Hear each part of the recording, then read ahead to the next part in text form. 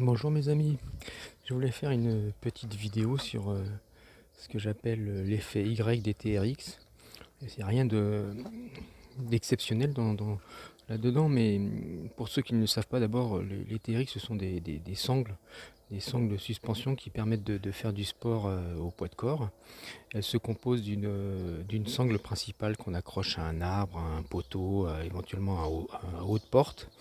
Et cette sangle se sépare en deux autres qui sont finis par deux poignées que l'on peut accrocher avec, bien évidemment avec les mains, sinon ça ne s'appelle pas des poignées, et un système où on pourrait éventuellement mettre les pieds. Voilà. Alors ce que j'appelle le système, l'effet Y du TRX, je vais vous le décrire dans cette vidéo. Comme je vous le disais au début, ça n'a rien d'exceptionnel, hein, rien d'extraordinaire, mais je pense que les gens qui pratiquent du sport régulièrement, surtout, je parle pas tant d'intensité, mais surtout de répétitions, de nombre de répétitions importantes. Si on veut préserver ces articulations, il y a des petits phénomènes auxquels il faut prêter attention, et c'est ce que je décris dans la vidéo. Une bonne partie de la vidéo sera faite en voix off, tout simplement parce que quand je l'ai filmé, le son est trop mauvais. J'étais sur une route et en plus j'ai pas pu choisir les angles pour me filmer parce que tout simplement j'ai été mangé par les moustiques, il a fallu que je me réfugie ailleurs, et qui plus est j'avais pas mon trépied pour filmer. Voilà des petites explications, pas de conclusion exceptionnelle, mais juste une réflexion. Voilà, et puis je vais aussi vous expliquer comment j'ai reproduit l'effet Y du TRX avec deux sangles le système de sangles que j'utilise de temps à autre et que je transporte très facilement pour reproduire cet effet. Cet effet sera augmenté dans la mesure où je ne respecterai pas les longueurs telles qu'elles sont faites dans les TRX, c'est-à-dire que la partie qui se sépare en deux sangles sera plus courte en l'occurrence. Voilà, ce qui me permet justement de bien sentir la différence. Voilà, bonne journée.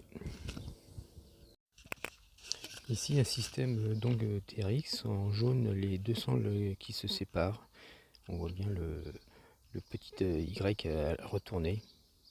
Là ici on voit les forces en rouge que l'athlète va appliquer pour se soulever naturellement. Et là je mets en noir les forces qui sont naturellement appliquées vers l'intérieur, sur les articulations par le fait de la gravité et puis de la forme de ce Y inversé.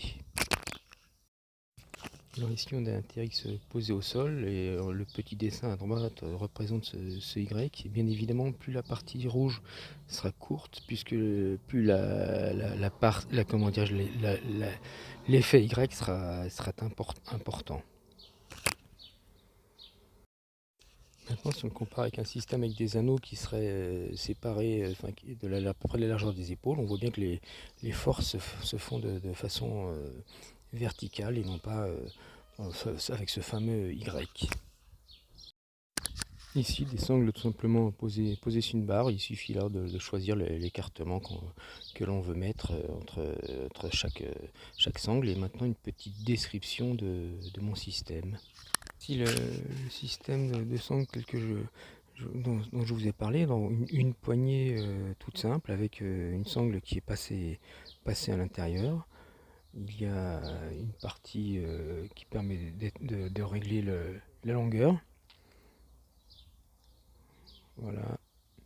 Donc la poignée, la partie pour régler, voilà ici tout simplement, avec un système avec ressort. La deuxième poignée qui vient sur lequel il y a la première sangle, puis une deuxième, qui ne forme aucune autre boucle. Là, je l'ai laissée ouverte pour qu'on puisse voir un peu mieux le système d'accroche. Voilà, de chaque côté. Et l'autre côté, c'est fermé.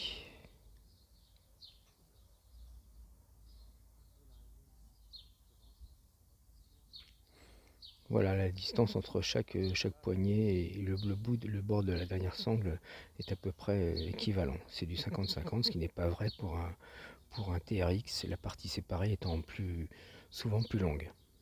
Bien évidemment, ça dépend aussi du système d'accrochage. Si on s'accroche à un tout petit poteau ou autour d'un arbre, ça change un petit peu la donne, mais peu importe. Mais j'aime bien les détails. Voilà, effectivement, une fois de plus, je suis en voix off parce que le son était trop mauvais. Alors, je raconte ma vie, mes vacances, plein de choses super intéressantes. Je me gratte le dos parce que j'ai plein de piqûres. Non, plus sérieusement, là, les deux sangles vont, contrairement à mes habitudes, vont quand même vont être accrochés sur le même point.